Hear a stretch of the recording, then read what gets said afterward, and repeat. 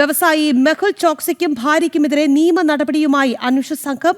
Corporate കാര്യ മന്ത്രാലയത്തിന് കീഴിലുള്ള സീരിയസ് ഫ്രോഡ് ഇൻവെസ്റ്റിഗേഷൻ ഓഫീസിനാണ് പരാതി നൽകിയിട്ടുള്ളത്. രാജ്യം വിടുന്നതിന് മുൻപ് സ്വത്തുക്കൾ കടത്താൻ ചിലർ സൗകര്യം ഒരുക്കിയെന്നാണ് പരാതി. വിവരങ്ങളുമായി ഐസൻ ജോസ് ചേരുകയാണ്. ഐസൻ, എന്തൊക്കെ കാര്യങ്ങൾ ഈ പരാതിയിൽ ചൂണ്ടിക്കാട്ടുന്നു? രാഖി, ഈ കേസിൽ അന്വേഷണം നടത്തുന്നത് സീരിയസ് ഫ്രോഡ് ഇൻവെസ്റ്റിഗേഷൻ ഓഫീസാണ്. അത് നമുക്കറിയാവുന്നതാണ്. കേരളത്തിലൊരു പ്രധാന കേസിൽ അന്വേഷണമൊക്കെ നടന്നിരുന്നു. അതുകൊണ്ട് തന്നെ സീരിയസ് ഫ്രോഡ് ഇൻവെസ്റ്റിഗേഷൻ ഓഫീസ് എന്ന് പറയുന്നത് അതീവ ഗുരുതരമായ സാമ്പത്തിക കുറ്റകൃത്യങ്ങൾ അന്വേഷിക്കുന്ന ഒരു സംവിധാനമാണ്. കേന്ദ്ര സർക്കാരിൻ്റെ ഒരു സംവിധാനമാണ്. ഈ സംവിധാനത്തിൻ്റെ കീഴിലുള്ള അന്വേഷണമാണ് ആരംഭിച്ചിരിക്കുന്നത്.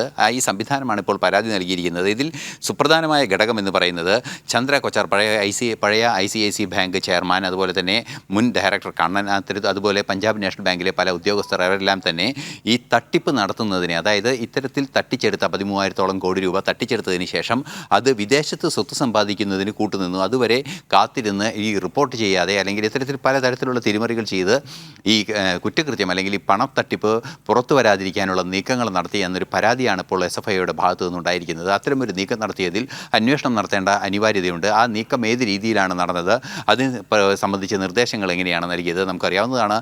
ഈ ബാങ്കുകളും കണക്കുകളും എല്ലാമാണ് സ്വാഭാവികമായും ഓരോ മാസവും ബാലൻസ് ഷീറ്റ് വരേണ്ട ഒരു സാഹചര്യമുണ്ട്. ആ ബാലൻസ് ഷീറ്റുകളിലെല്ലാം തന്നെ ഈ കോടികളുടെ വ്യത്യാസം എങ്ങനെയാണ് മറച്ചു പിടിക്കാൻ സാധിച്ചത് എന്ന രീതിയിൽ അതിസങ്കീർണമായൊരു സാമ്പത്തിക കുറ്റകൃത്യം നമുക്കതിൽ കാണാൻ സാധിക്കുന്നുണ്ട്. തീർച്ചയായും അത് അന്വേഷണ വിധേയമാക്കുമ്പോൾ ആരൊക്കെയാണ് അതിന് പിന്നിൽ പ്രവർത്തിച്ചത്, ആരൊക്കെയാണ് അതിനെ അനുവാദം നൽകിയത്, അല്ലെങ്കിൽ ഒരു പ്രത്യേക സംവിധാനം ഒരുക്കുന്നതിനെ ഒരു പ്രത്യേക നിലപാട് സ്വീകരിക്കുക, അല്ലെങ്കിൽ ഏതെങ്കിലും രീതിയിൽ അതിനെ അനുകൂലമായി ഉത്തരവുകൾ പുറപ്പെടുവിക്കുകയോ അല്ലെങ്കിൽ നിർദ്ദേശങ്ങൾ നൽകുകയോ ചെയ്യുക, അതെല്ലാം തന്നെയാണ് ഈ പ്രശ്നത്തിൽ അതീവ ഗുരുതരമായൊരു വിഷയമായി വരുന്നത്.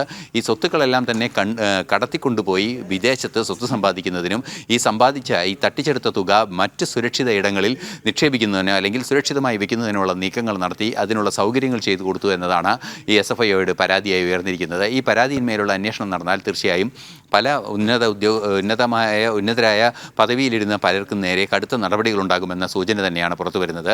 തീർച്ചയായും സ്വന്തം സ്ഥാപനത്തിൽ, അതായത് ജോലി ചെയ്ത സ്ഥാപനത്തിൻ്റെ ഒരു ക്ലയൻറ്റിൻ്റെ തെറ്റായ ലക്ഷ്യങ്ങൾക്ക് വേണ്ടി പ്രവർത്തിക്കുക എന്ന ഗുരുതരമായ കുറ്റകൃത്യങ്ങൾ ചെയ്ത ഉന്നതരായ പദവിയിലിരുന്നിരുന്നവരെ, ഇന്നിപ്പോൾ പല നിയമ നടപടികളും നേരിടുന്നവരാണ് ഇവരൊക്കെ, അവരെയൊക്കെ കൃത്യമായി വിചാരണ ചെയ്യേണ്ട ആവശ്യമുണ്ട് എന്ന് ചൂണ്ടിക്കാട്ടിക്കൊണ്ടുള്ള ഒരു പരാതി തന്നെയാണ് SFIയുടെ ഭാഗത്തു നിന്ന് ഉണ്ടായിരിക്കുന്നത്. ഈ നേരത്തെ നമ്മൾ സൂചിപ്പിച്ചതുപോലെ മെഹുൽ ചോക്സി ഇപ്പോൾ ബെൽജിയത്തിൽ അറസ്റ്റിലാണ്. അദ്ദേഹത്തെ നാട് കടത്തിക്കൊണ്ടുവരുന്നതിന് തടവിൽ കഴിയുന്നുണ്ട്. നാട് കടത്തുന്നതിന് വേണ്ടിയുള്ള നടപടികൾ പുരോഗമിക്കുന്നുണ്ട്.